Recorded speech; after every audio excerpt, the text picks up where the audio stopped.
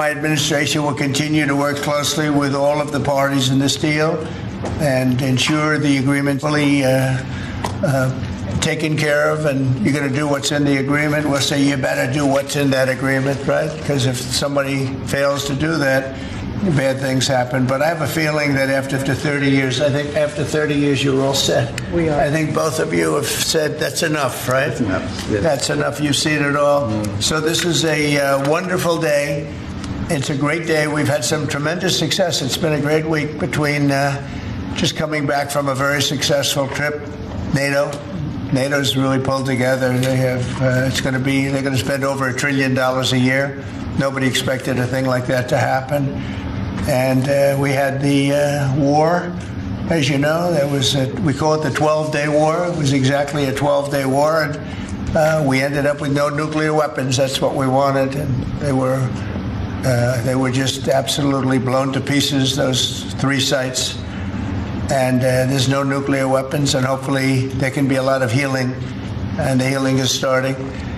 And it's been a really pretty amazing week, and this is one that I really look forward to. This was set up a few weeks ago, and it was something that I really look forward to. If we can do this, and we do that because we have a certain competence that's good, we're able to get people to be peaceful.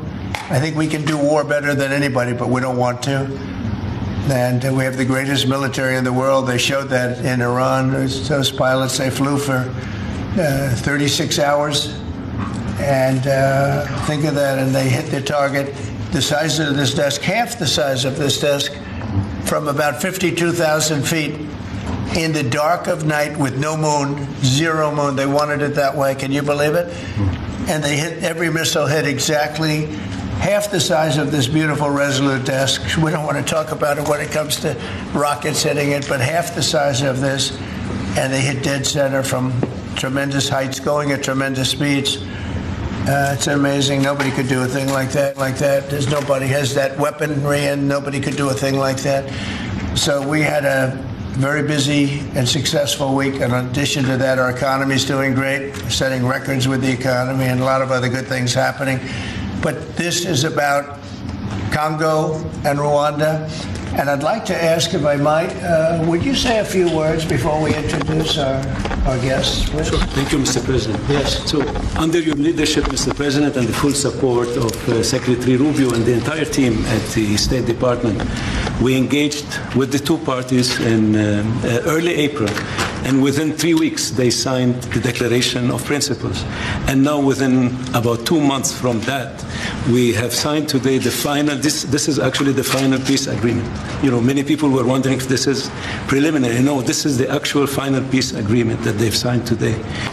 You have also expressed interest in inviting the heads of states to the White House for a signing ceremony. So there will be some other additional agreements that will be signed. In addition to this, which will become known as the Washington Accord with regards to the Great Lakes region. That's great. There are some economic... Why not the Trump Accord? If you wish. I'm only I think this is great. Washington Accord. Beautiful. And there's an economic aspect as well that is extremely important for both countries.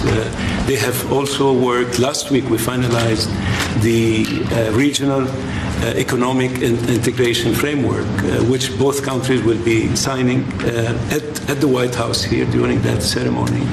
And that's going to be a great ceremony. Absolutely. Right? We're going to make that a great ceremony and bring other people that were involved, some other people. Besides the gentleman we talked about, who we know has worked so hard. If you think there are other people that are deserving, let us know. Okay? Sure. And there will be some bilateral agreements. We're negotiating a minerals deal with the DRC for critical minerals. Many American companies have shown interest in investing in the DRC, and these we're talking about long-term investments.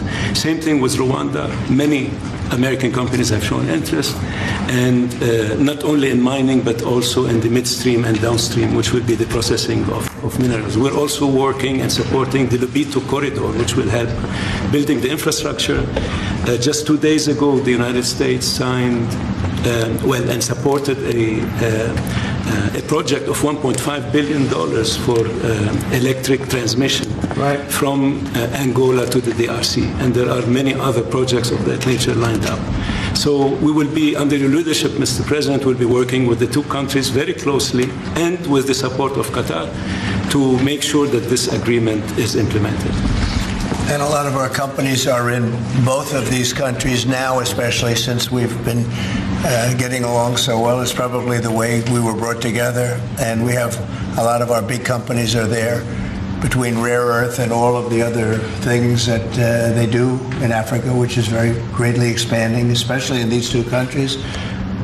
You have earth, they consider it to be about the best in the world, actually, I've heard. So we're doing a lot of different things, and it's all going to bring everybody together. That's how this all began, I guess. But the big thing is, the big thing for me is there's really only one thing, and that's getting a peace treaty with two countries that have been fighting for 30 years.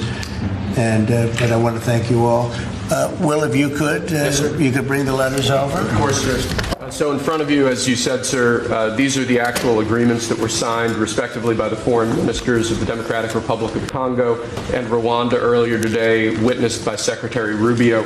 We've also prepared for you two letters. This is to President Paul Kagame of Rwanda, expressing your appreciation and congratulations for everything that's happened already, and of course inviting him to Washington for, as Dr. Bula said, what we hope will be the Washington Accords, finally setting the terms for peace and prosperity in this region, hopefully for a very long time. That's great. That's beautiful. Very important. We're going to put a picture in there, right? As soon as this is over, they're going to put, we have a fast-moving photographer, Dan, who's going to put a nice picture of us here. Okay. Thank you. That's for you. Thank you. And this is a letter to President Chikisade of the Democratic Republic of Congo, again congratulating him on settling this long-running war and inviting him to Washington, D.C. for the final conclusion of the agreement, hopefully soon. That's great.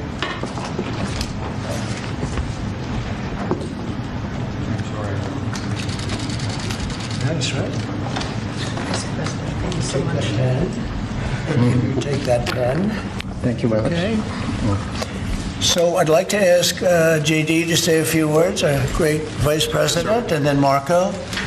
And go ahead. Great. Well, first, let me welcome the foreign ministers of Rwanda and Congo. It's great to have you in the Oval Office.